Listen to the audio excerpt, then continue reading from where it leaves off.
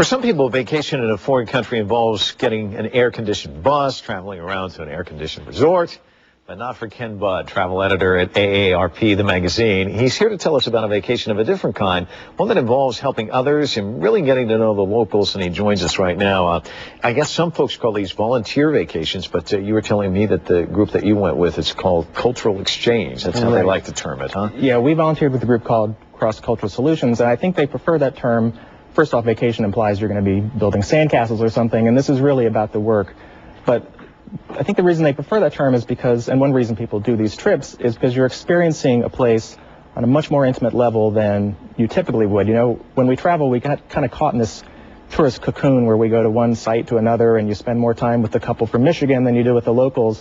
In this case, you're working with people, you're eating with them, you're eating local foods, you're really immersing yourself in a place. So tell me about your immersion process. You actually taught English?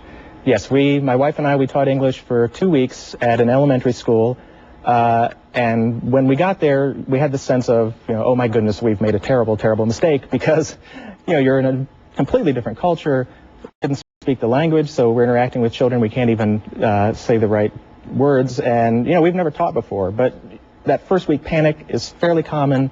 And you kind of get into a groove, and it became a really wonderful experience. We're looking at some of the pictures right now. I guess this would be an event where you're going out on the horses, I guess? Well, you work during the week, but you tend to have the evenings to yourself, and on weekends, that's sort of your travel time. And so most people just take off on the weekends. But Cross-Cultural Solutions, one of the great things about that program is they also provide field trips once a week. So we went to a volcano, we went to hot springs, and they have Spanish lessons, history lessons. I've never been anywhere where I really felt like I knew the place so well when I left. The expressions on the faces of these young kids, you get some great shots there. Yeah. I imagine when you go and you spend 2 weeks with these kids, it's not really a lot of time, but it's enough time for them to have an impact on you and you as well. Is that something you can maintain in terms of email or anything like that, or is it? Well, I was lucky enough to go back to Costa Rica in April, and I did stop by the school, and the teachers were like, Senor Ken, and it's just this amazing thing that here's this country, so far from home, and there are people here who know what you did and appreciate what you did, and it was very touching. Would you be more likely to go back on a vacation to Costa Rica now after having an experience like this? Definitely. I'd like to see so much more of the country because, you've met people there, you feel like you know it, and yes, I would definitely like to go back. We all go with preconceived notions about different countries, and America's a great country, there's no doubt about it, but we have this kind of attitude.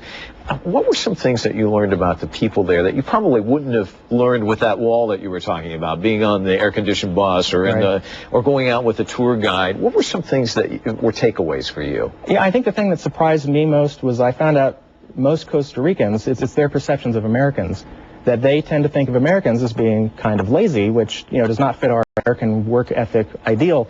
But the reason is that, their experience is what they get on television. So they're getting shows like Desperate Housewives and Friends, and so their image of us is people who drink a lot of coffee and sleep around. They don't see us doing the type of things we do. So when you're there working with them, sweating with them, eating with them, it really changes how you're perceived.